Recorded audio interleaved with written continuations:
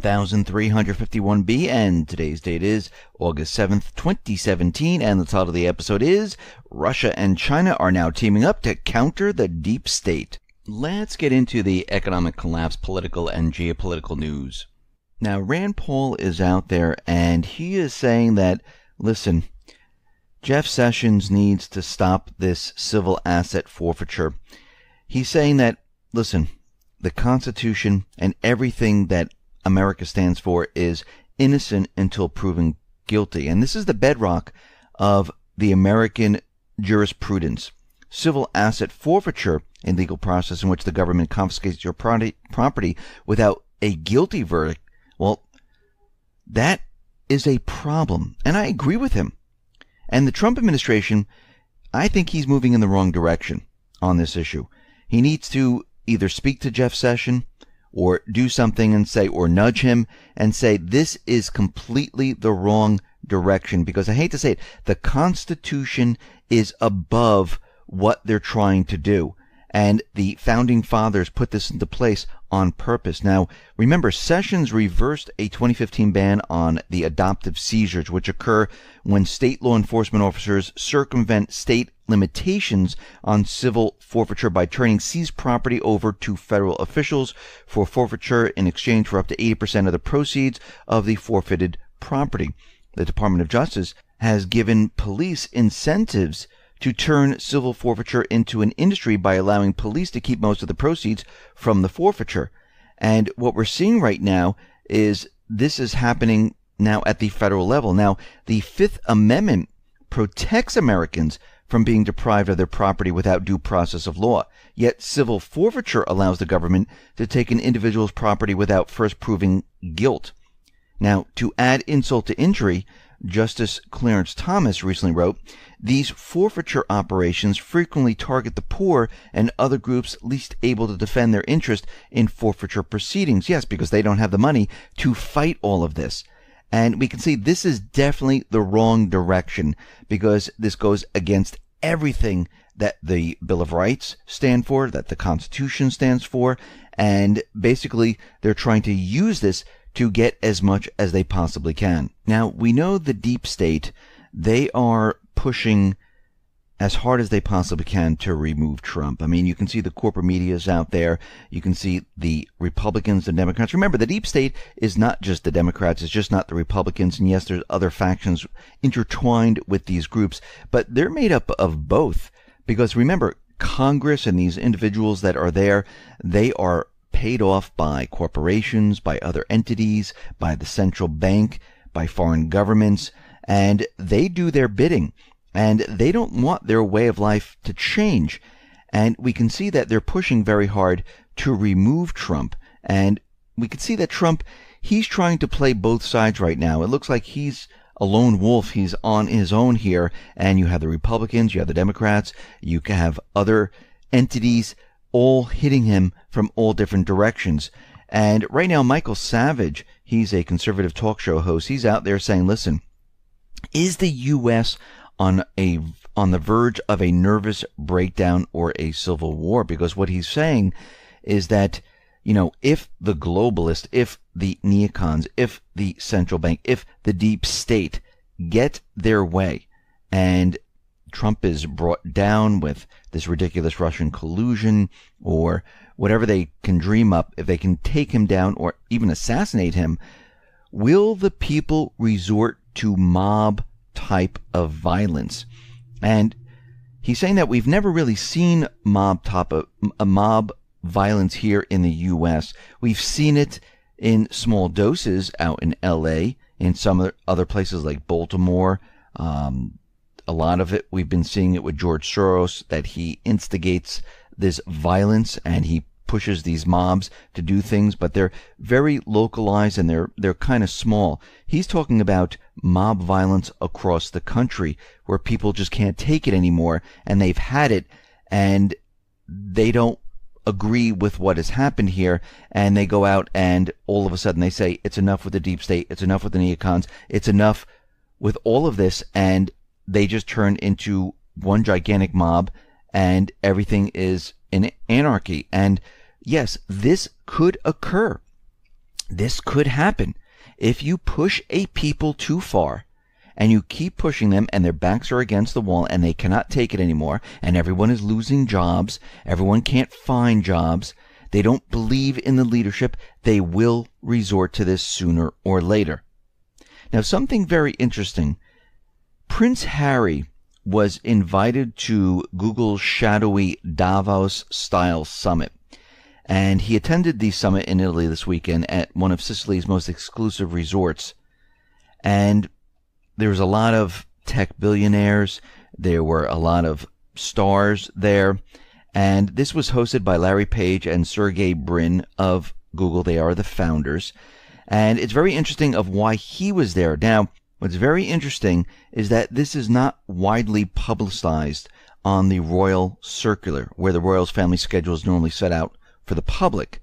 So this was kind of left off. Now, the reason for Harry's attendance, it's really not clear. Now, we know that Google and Facebook and the rest, they are trying to stop the alternative media. They're trying to push away all other news except for the deep state news. This is all that they want. And we can see why William might have attended, because he has something to do, his interests lie in like online bullying and mental health. But Harry's attendance, that's not really clear. So this is very interesting, and it was completely left off of the Royal Circular, which is very interesting. Now, out in Venezuela, we can see there were 2 fighters that had been killed and 8 others captured after there was a group of armed men that stormed the Venezuelan army base.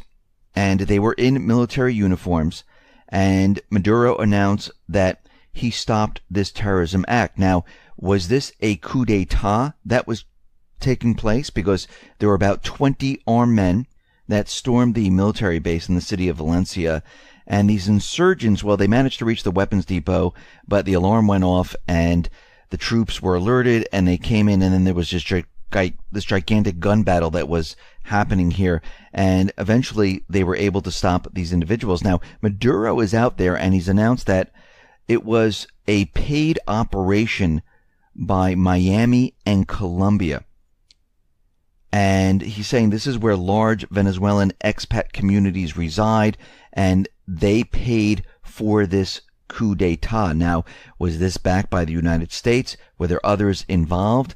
We don't know at this point. Now, North Korea, they're out there, and they're completely rejecting the UN Security Council resolution, which placed new sanctions on North Korea. Now, coming out of the corporate media here in the United States, out in South Korea, we can see the deep state. Now, remember, everything funnels through these media outlets, and it's not just here in the United States, it's around the world, especially where they have a certain type of control in these different countries. They have people inside, they report the news. A lot of this news is actually coming from the United States, and these other news agencies just pick up on it, and they just report from that news.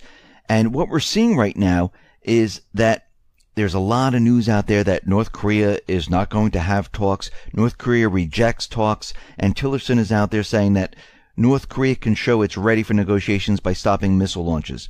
Well, North Korea is out there saying that the United States can show that they're ready for negotiations if they stop military drills. Now, we need to remember, we have China and Russia in the middle of this. Now, Lavrov is meeting with Tillerson. They're trying to talk with each other, trying to calm the situation down. Lavrov noted that the unacceptability of the escalation of tensions resulting from the U.S. military buildup in the area of the Korean Peninsula needs to stop, and this will help in the negotiation process. And we can see at this point that the United States, even though the corporate media is out there saying that North Korea is not ready, actually, North Korea is out there and they're saying that they will have talks.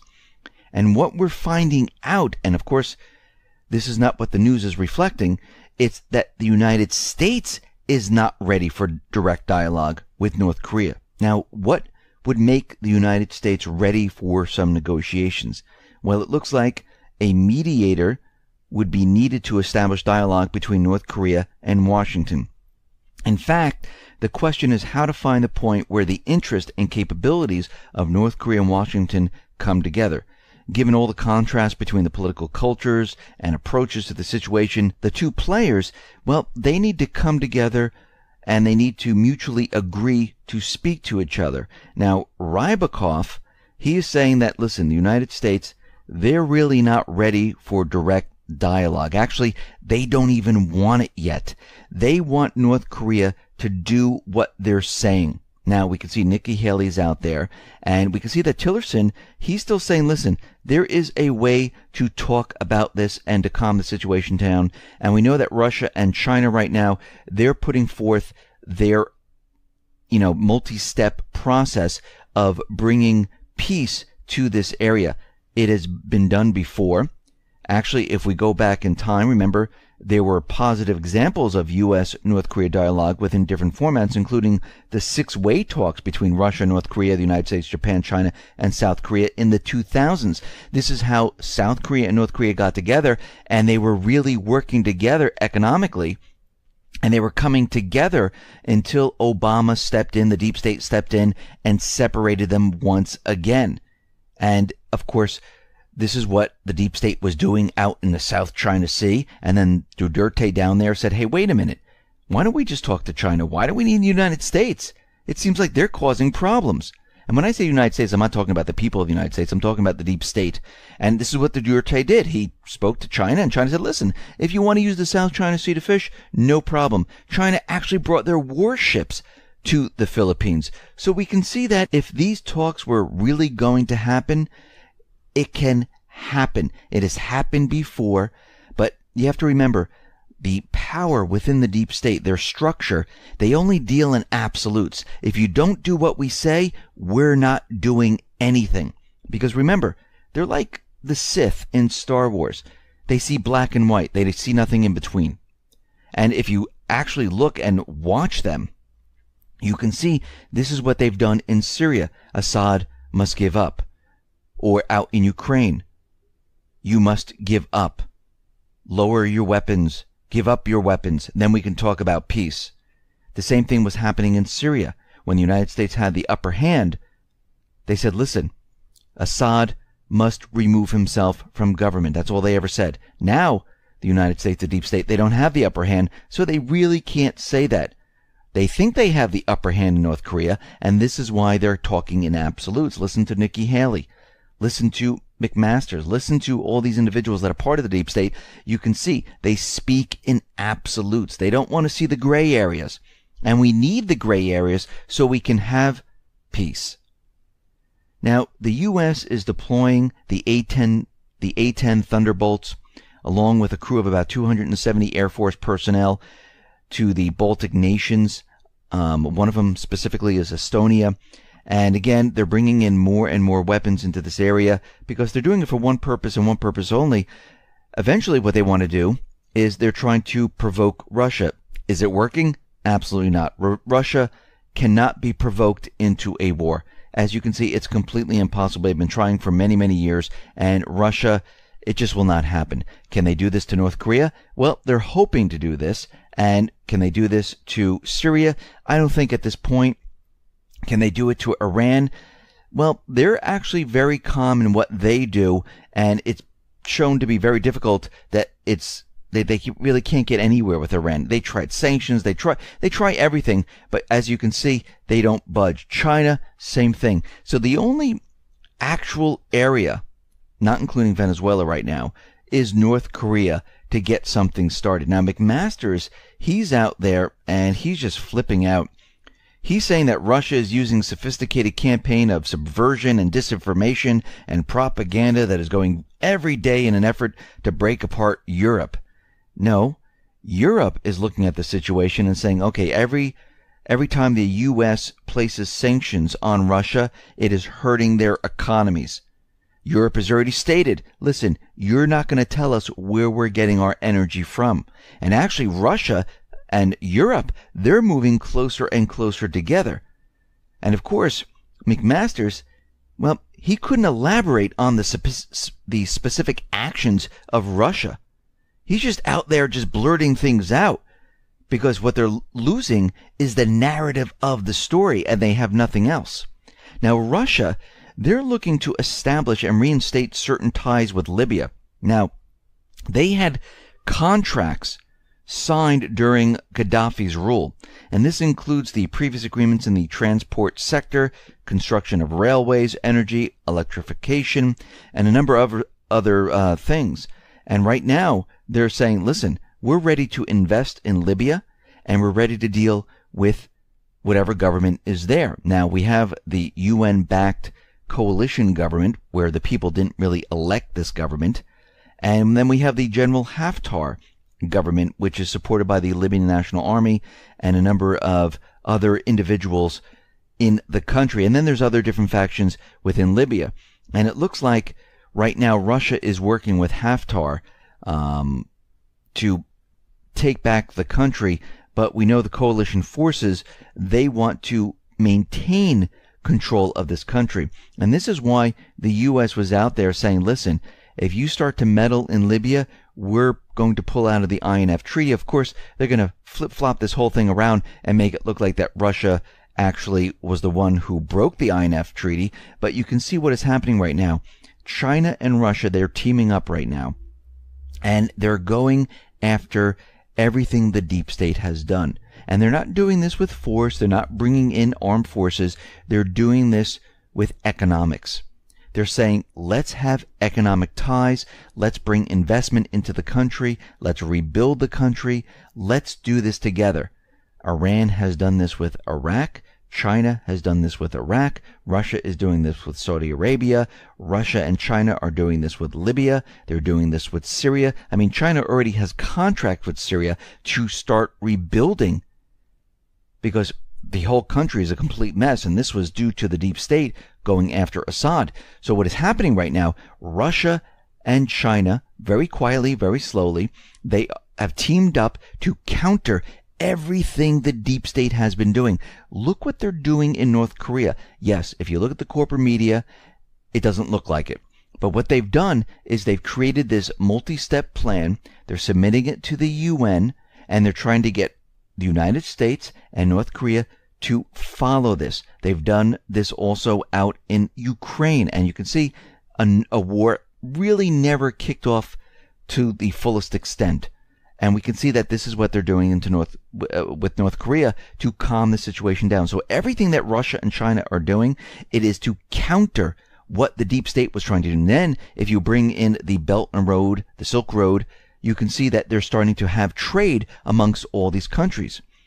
And as this expands, guess what? The deep state gets smaller and smaller and smaller. And eventually, what has to happen is their funding needs to be completely cut off. And guess what? They have nothing left. So you can see how this is all progressing right now. And you can see that we're entering a new stage in the world arena. Because the old system, the old dollar-centric system, I hate to say it, it's coming to an end. It has reached the point where all of these countries have been set up. Their payment system, their exchange system, they're trading without the dollar. They're dumping the treasury bonds. They're buying gold. Everything that they've been doing was to go along with this change in this world. Now, I'm not saying the change is going to be better. It will be in the beginning, because everything will be reset. We'll get rid of all this debt. Empire building will come to an end, and everything will have to be reset. We'll be on a brand new system. Is it going to be as good or bad? Well, we don't know as of yet, but we know there's going to be a transition period. And this is what everyone needs to be ready and prepared for. Listen, everyone, thanks a lot for listening. Be well, be safe, and especially be prepared.